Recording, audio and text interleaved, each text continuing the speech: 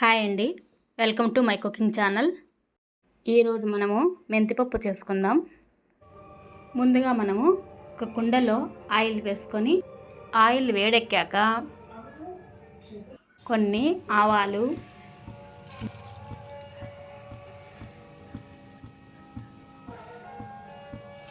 జీలకర్ర,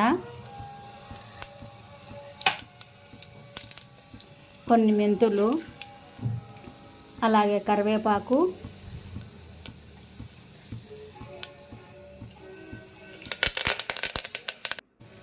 ఒక ఆనియన్స్ ముక్కలుగా వేసుకొని బాగా వేయించుకోవాలి. ఇవన్నీ దోరగా వేగాక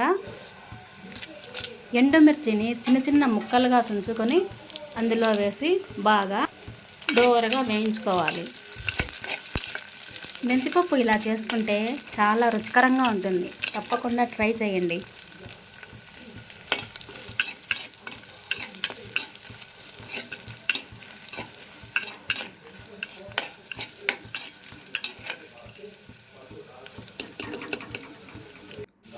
ఇప్పుడు బాగా దోరగా వేగిపోయాయన్నీ. ఇప్పుడు కాస్త కందిపప్పును అందులో వేసి అవి కూడా బాగా దోరగా వేగేలా వేయించుకోవాలి. కందిపప్పుకు మనము ఇది తడపకుండా వేసుకోవాలి.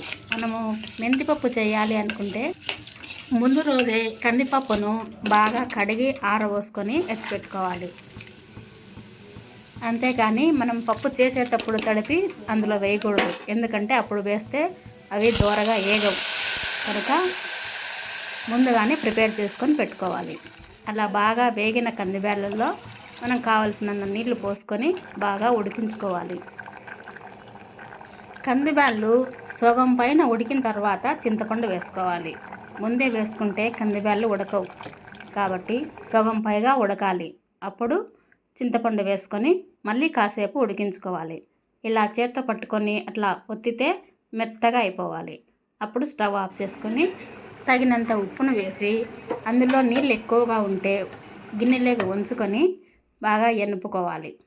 ఆ నీళ్లు కూడా అందులోనే వేసుకోవాలి. ఈ మెంతిపప్పుకు ముందే తర్వాత వేసుకుంటాం కనుక ఇక మళ్ళీ వేసుకోవాల్సిన అవసరం ఉండదు. అంతేనండి, మెంతిపప్పు రెడీ అయిపోయింది. ఇక వేసుకొని తినచ్చు. ఈ వీడియో మీకు నచ్చినట్లయితే లైక్ చేయండి, షేర్ చేయండి, సబ్స్క్రైబ్ చేసుకోండి.